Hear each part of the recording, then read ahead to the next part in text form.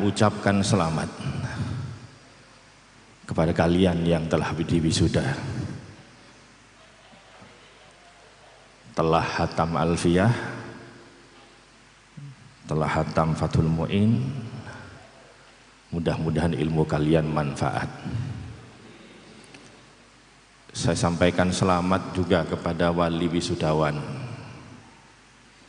yang telah mengarahkan putra-putranya untuk mengenyam pendidikan agama di Sekolah Tinggi Ilmu Kitab Kuning.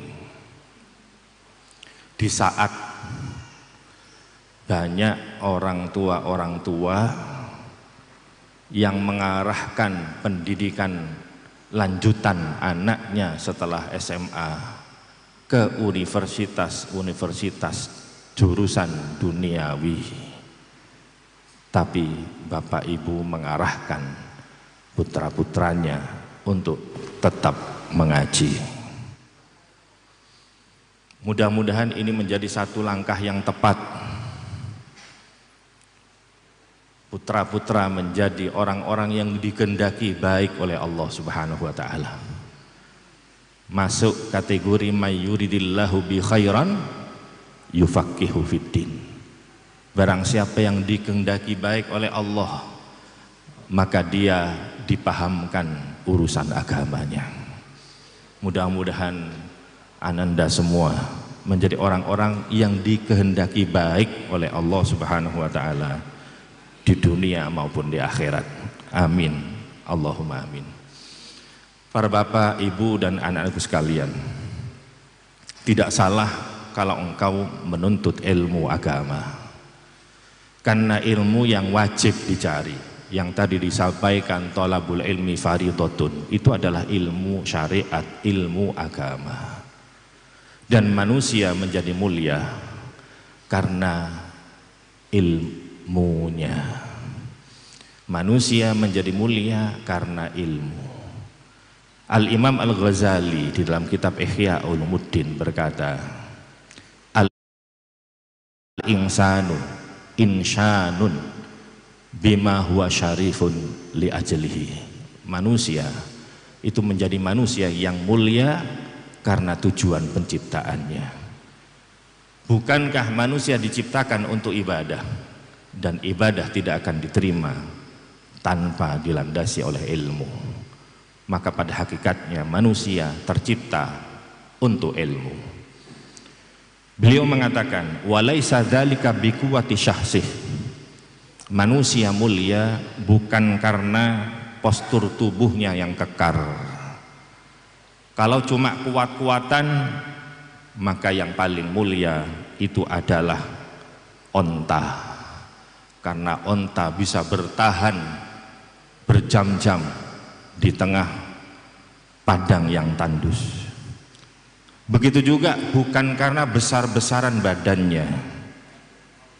Karena kalau kemuliaan ditentukan badannya yang besar, maka yang pantas menjadi mulia adalah gajah.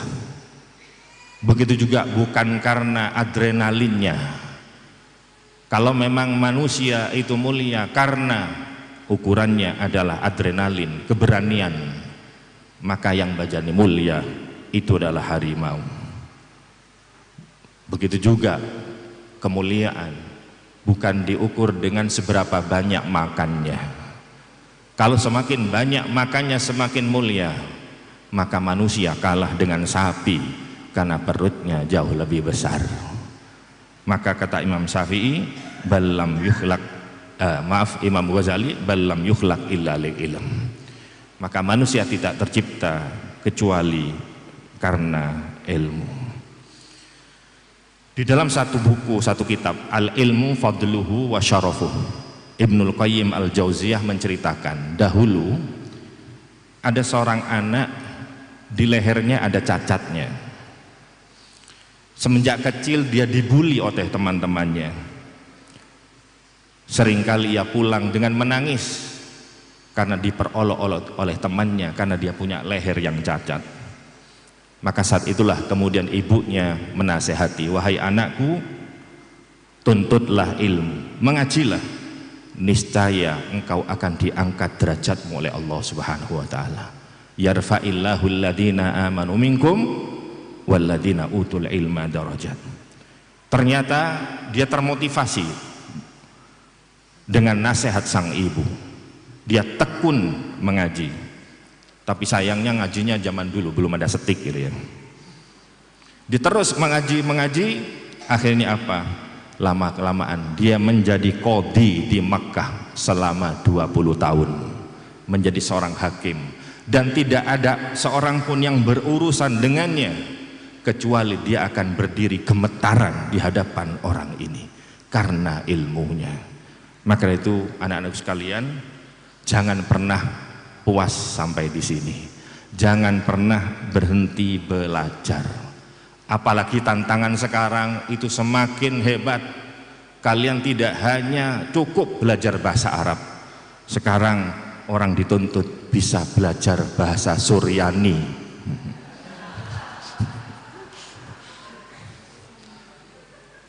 Akhirnya saya ikut belajar juga, gini-gini belajar bahasa Suryani.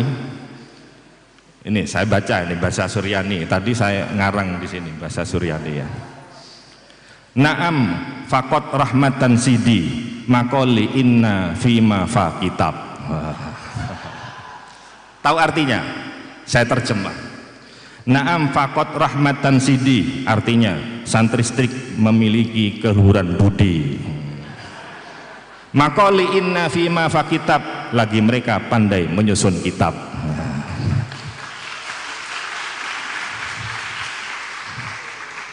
Nanti insya Allah kitabnya di launching di akhir acara. Jangan pernah berhenti belajar sampai di sini. Said bin Jubair berpesan kepada kita semua, la yazalur rajul aliman ma ta'allam.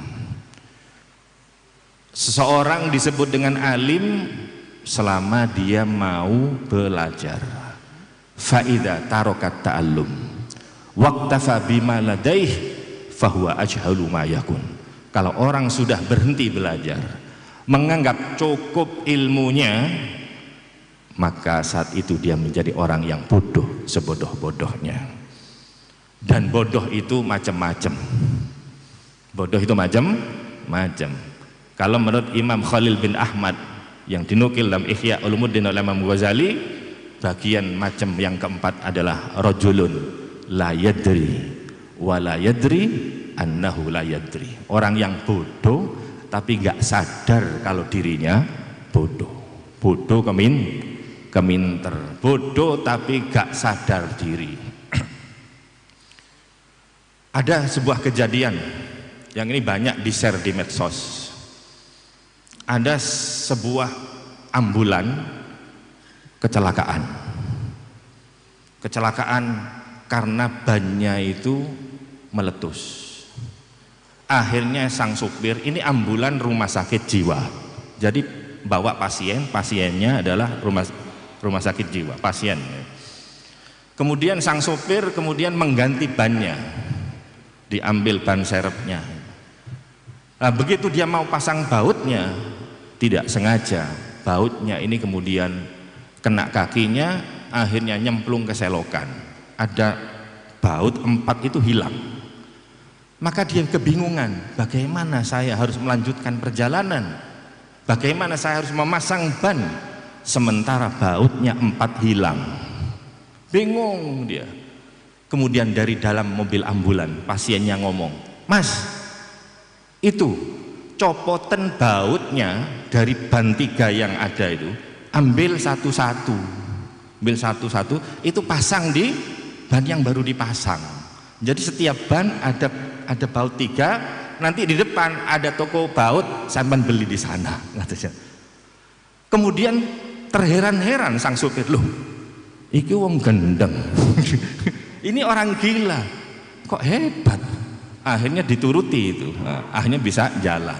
Di tengah perjalanan tanya, "Mas, sampean iki lho, kok iso mlebu RSJ?" "Sampean kok iso mlebu RSJ?" Katanya dia mengatakan, "Iya, saya itu gila tapi gak bodoh." Jadi banyak orang bodoh tapi tidak sadar kalau dirinya bodoh. Maka dari itu teruslah menuntut ilmu, jangan pernah menganggap cukup ilmu-ilmu yang telah engkau dapatkan di sekolah tinggi ilmu kitab kuning ini. Anak-anakku sekalian yang dirahmati Allah Subhanahu wa taala, setelah ini teruslah kalian berdoa untuk guru-guru kalian. Kesuksesan bukan hanya karena ilmu. Imam Ahmad menjadi imam besar, dia mengaku bahwasannya inni la'ad'u li Syafi'i mundu arba'ina sanah. Aku berdoa untuk guruku Imam Syafi'i selama 40 tahun. Itu Imam Ahmad menjadi imam besar, barokahnya guru yang mana beliau terus mendoakannya. Dan yang terakhir, jangan pernah lupakan tata krama, adabmu kepada gurumu dan kepada orang tuamu. Manis dada ilman walam yasdad hudan lam yasdad minallahi illa bu'da. Imam Ibnu Hajar Al-Asqalani tatkala menulis kitab Bulughul Maram min adillatil ahkam, beliau menyusun kitab ini satu bab urusan fikih, mulai dari kitabut Thaharah yang itu diawali daripada berwudu, sholat, puasa, zakat dan seterusnya. Tapi ada yang menarik, tatkala beliau mengakhiri kitab Bulughul Maram, beliau mencantumkan kitabul adab, yang di situ babnya bukan urusan fikih, tapi itu babnya urusan adab. Dengan demikian secara implisit beliau memberikan nasihat kepada thalibul ilm bahwasanya tatkala kamu punya ilmu, maka jangan lupa sempurnakan ilmumu dengan adab. Imam Malik berpesan, ij'al ilmaka milhan wa adabaka daqiqo. Jadikan ilmumu itu seperti garam dan adabmu itu banyak seperti tepung. Jangan dibalik. Orang buat donat, adonan roti, di mana-mana kalau tepungnya 1 kilo, itu garamnya 1 sendok, itu jadi adonan roti. Tapi kalau 1 kilo garam, kemudian tepungnya 1 sendok, jadi apa? Ancor pesene telur.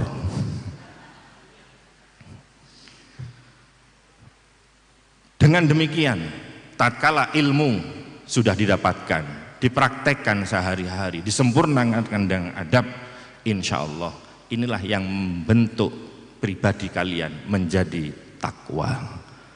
Dan takwa adalah ukuran keutamaan di sisi Allah Subhanahu wa taala. Dan karena takwa inilah kalian akan menjadi menantu idaman.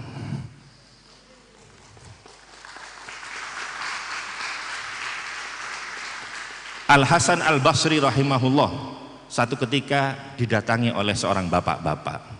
Dia mengeluhkan, dia punya putri yang cantik, banyak dilamar oleh orang, sehingga dia bingung mana yang harus diterima. Apakah yang kaya, yang pejabat, yang ganteng, yang begini, begitu dan seterusnya. Maka kemudian Imam Hasan Basri memberikan nasihat, zawwijha mimma yattaqi. Nikahkanlah dengan orang yang bertakwa. Mengapa demikian? In ahabbaha akramaha wa in abghadaha lam yadlibha. Kalau orang yang bertakwa itu cinta kepada putrimu, niscaya dia akan memuliakannya. Seandainya dia marah kepada putrimu, dia tidak akan sampai KDRT, tidak akan menganiayanya. Itu alasan kenapa santri menjadi menantu idaman.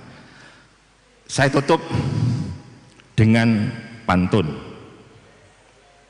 Ini hadiah untuk anak-anakku sekalian. Sang bangsawan kuat tanpa lawan, minum jamu langsung ditelan.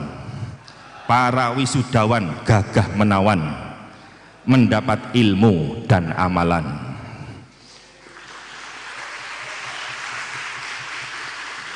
Melempar batu di tengah taman, janganlah masuk ke dalam gua. Jika Anda mencari menantu idaman, adanya di Stik An-Nur 2.